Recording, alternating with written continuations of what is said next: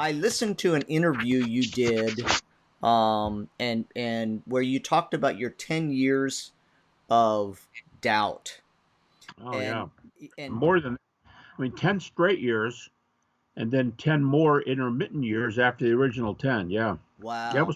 it was pretty deep. What would you say to someone right now who is just in a place of doubt? They're just not sure. On my website, I've written 3 books on doubt. 2 of the books are free on my website. One of them is called Dealing with Doubt, which is a little more theoretical. It's 1990. And then there's a more popular one on a different aspect called The Thomas Factor. And the subtitle is Using Your Doubts to Grow Closer to God.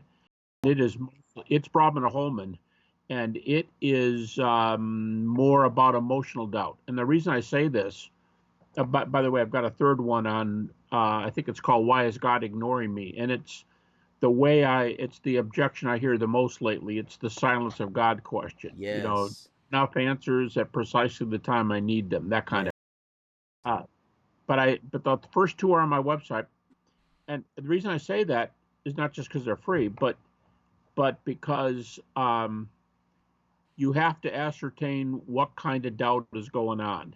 And if Very you good. don't, I guess the example would be if you were a physician and someone came to you and said, "I've got a horrible sore throat and a really bad headache," you would immediately probably start thinking, "Okay, strep throat, some kind of virus.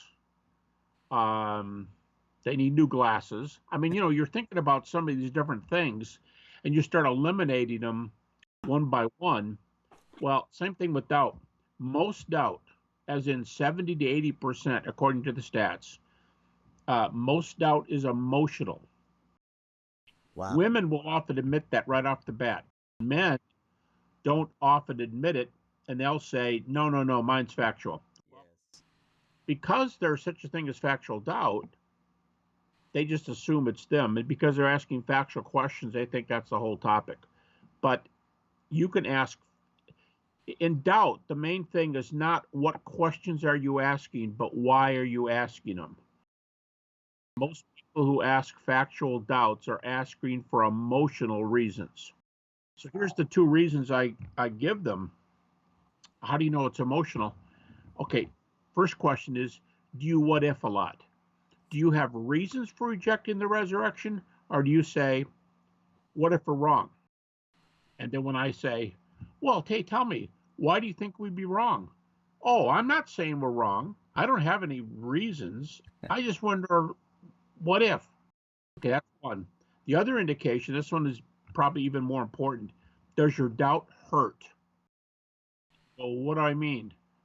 What do you mean? Well, you were raised in I know your parents, you're raised in a Christian home. Does it hurt you to think about being no heaven or no hope or no meaning in life? Darn right it does. And this professor at school says blah blah blah blah blah. And you got to tell them you got to go through a little prescription on how to handle your emotions. And guys will resist that usually. They'll Yes. go, "I'm not a woman."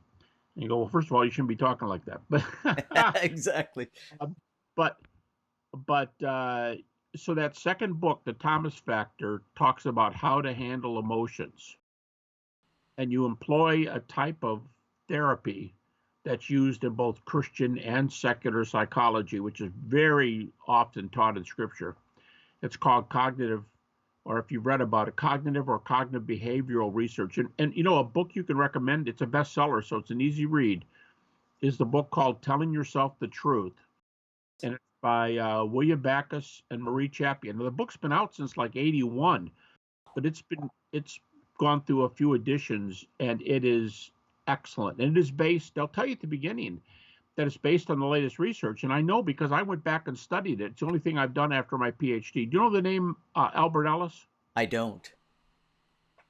He died probably 6 7 years ago. He was in his 90s, but psychologists have a funny habit of ranking their most influential people, and he was frequently at first or second on the list, most uh, frequent psychotherapist in the world.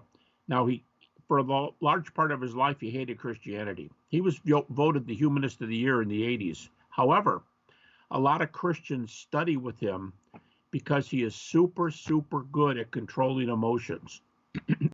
Now, he's kind of weird. I mean, he's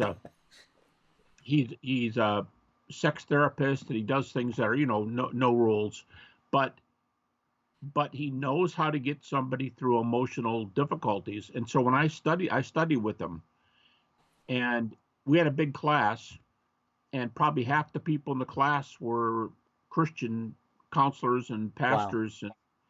And yeah, one guy he picked on in class, he picked on him kind of a funny way, but the guy was a Southern Baptist pastor in the class.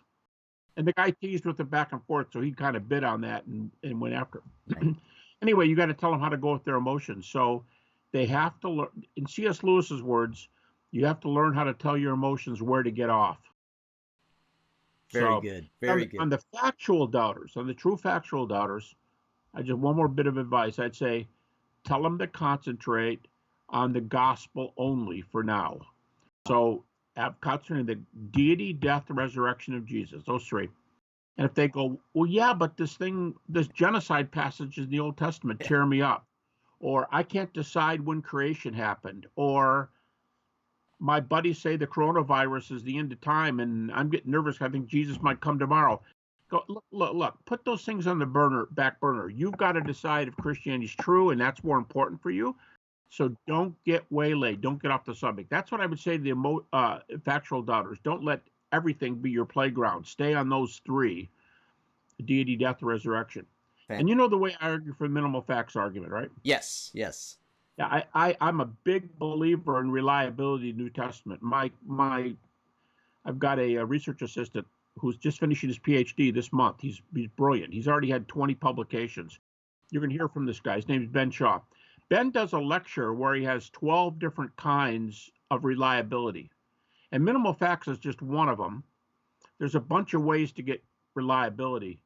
And so I'm a great believer in doing that, but you don't need to do it for this argument. The minimal facts, which is that article I'm editing that I told you about, it's a short track to getting right there. It does just 6 facts, stays on the subject. Can you explain them? If you can't, the resurrection happened. Quit worrying, but what if we're wrong? You can't go there. You've got to tell your emotions. It's the same question. How do I know I love my husband, wife, children? It's the Yeah. same question. And you have to go with your emotions. It might help you to do 5 reasons why my wife, why it looks like I love her. That's Yeah. important, but not as important as telling yourself to quit being a wuss. I mean, really, that's what you do sometimes. Yeah, Albert Ellis used to teach us he said, picture yourself grabbing by your shirt collar. This is you grabbing you. Pull yourself close, and you go, read my lips. You're just not getting this point. And the point is, when you talk real strongly, it's like mom using your middle name. When someone talks real strongly, you listen. Yeah. So you do it to yourself. Very And you good. go, oh, I don't know, I'm not feeling so well today. Listen to me. Stop that. You can't. And if you're going down the street in a car, you can really do it then, because you can holler at yourself in the car, and people think you have you know what they call them, the tooth Yeah. thing. Bluetooth earpiece or something. Yeah, they think you're yelling at the radio or something. So you can do it when you're in the car, because Ellis taught that the stronger you do that, the more you listen. And if you're kind of mamby-pamby about it, you're not going to listen to yourself. And those 6, so you just mentioned those 6 minimal facts. That's what's in your book, The Case for the Resurrection of Jesus, right? Correct. Yeah. Correct. So let me ask you. Well, sorry, there's 4 there. Oh, Mike okay. and I do what we call the 4+1, and we Oh, do 4. The +1 is the empty tomb, because the facts for the empty tomb are as strong as any of them, but it doesn't have the second requirement, which is like 90-some% of non-Christian scholars who okay. agree. But Okay. the empty tomb, so we call it 4+1. Now I do 6+1. Well, Yeah. let me ask you about that then. Sure. So the proof of the fact of the empty tomb. Can you just real briefly describe a few arguments specifically against that? How your minimal facts help to work with that? Now, the number one argument for the empty tomb, according to scholars who don't believe in inspiration, reliability, or anything, is the women. And you have four guys writing the gospel from various parts, John in Ephesus, Mark in Rome. When you have four guys writing, they didn't look over each other's shoulders. They couldn't turn on the news at night. They've got to, they're doing the report. But all four of them have women come to the tomb. And the crazy thing about it is not just women could testify in a court of law, but not if there were men and not if it were real important. So the crazy thing is, number one, they're not good witnesses, but all four tell the same story. All right. Second crazy thing that people overlook is that Luke and John both say the men went to the tomb after the women went to the tomb. Mm-hmm. And by the way, for you're a pastor, critics think that the tradition of Luke is different than the tradition in John. So those are actually two arguments for men going to the tomb. Right. But what's crazy is these guys didn't have to use the women. They could have told the whole truth and said this: well, on Sunday we got this report, and so our guys, including Peter, our leader, he ran to the tomb and they found the tomb empty. You could have started there because it's a true report. But they started with the women. Why? Because they're interested in truth. Second, which I think is just as strong, is that if you had preached that message in Rome or Ephesus or Alexandria, you could have gotten away with it, because nobody's going to get on a ship and go to Israel at their expense to check a tomb. But right. They preached in Jerusalem. And a couple taking a stroll one afternoon could check the empty tomb and often say, well, what if there was a body there, but they couldn't recognize it? Well, there's another answer to that. It's not so soon that they wouldn't have recognized it. Right. But secondly, if you had found a body in that tomb, New Testament would be wrong. Yeah. New Testament did say there was a body you couldn't recognize. It said there's no body in the tomb. So the fact that it was proclaimed in Jerusalem is rather major. A third one that's almost as strong as those two is that we have multiple data. We have multiple sources for the empty tomb. Now, you have to count the way the critics count, but you're going to end up with about 5 sources for the empty tomb, the way they do it. For example, they're going to use this. Have you ever studied the Acts sermon summaries?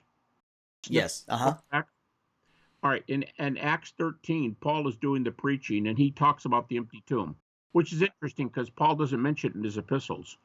But in Acts 13, he mentions the empty tomb. Of course, Acts is a secondary source, and so you're going to have to answer that. But it's there. So that would be an extra source. You go, well, no, because I already counted Luke, and Acts is by Luke. Nope, you're missing the point. The sermon summaries predate Luke. And so that's another. So you have Matthew, Mark, and Luke count as Mark.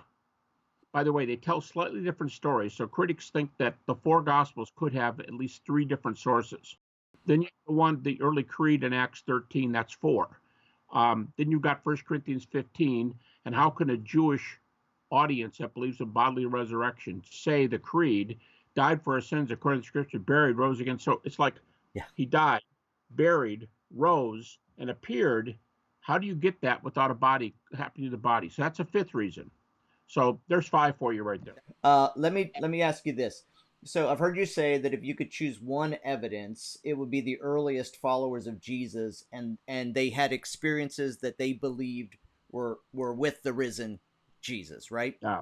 And everybody allows that. Everybody. Yes. Rudolf Bultmann, Bart Ehrman, atheists, New Testament scholars, Jewish New Testament scholars, they all allow it. So let me ask you this: with that reality of so many allowing for that, there's also, and I've heard this, and I think actually Mary Jo Sharp may have mentioned it, that people will say, well, people will die for anything, but talk to me about why this is a little bit different. Yeah, it's way different. Yeah. First of all, I would concede that people will die for anything that's close to their heart, their family. Usually it's religion or politics are their really hot views. As a guy who grew up in the 60s during Vietnam, I was really impressed at the Buddhist priests who set themselves on fire to protest the war in Vietnam and killing. All right, that's understandable. People die. I don't doubt that atheist communists died for communism. Don't doubt it. Yeah. People die for all you got to do is be really sold out to something, and you can do that. But here's the key. Every Christian, Muslim, Jew, anybody who dies for their faith today, anyone, that's exactly what they die for, their faith. They die for a report. They die for what somebody else said. Since the resurrection is the only reported resurrection in history, by the way, I have an article on my website called "Resurrection Claims in Non-Christian Religions." But Awesome. since it's the only resurrection claim in history, and since the resurrection is the absolute center of the gospel, Paul says, "Without it, the death of Jesus means nothing." I don't want to put down the death of Jesus, but there's no significance if he didn't rise. Yes. So they didn't die for somebody else's message. They died for their eyesight. They died for their claim. Now, if I say to somebody, I'm dying for this idea that this healthy bread will be really good for you and your family, that's a different view, because they can disprove that research next week.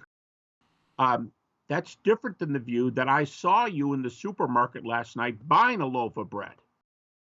That would stay in my mind. Seeing, especially if we're best friends and we stopped and talked for 15 minutes, and I saw you buy that loaf of bread. That's Yeah. way more evidential than I believe this loaf of bread is healthy for you.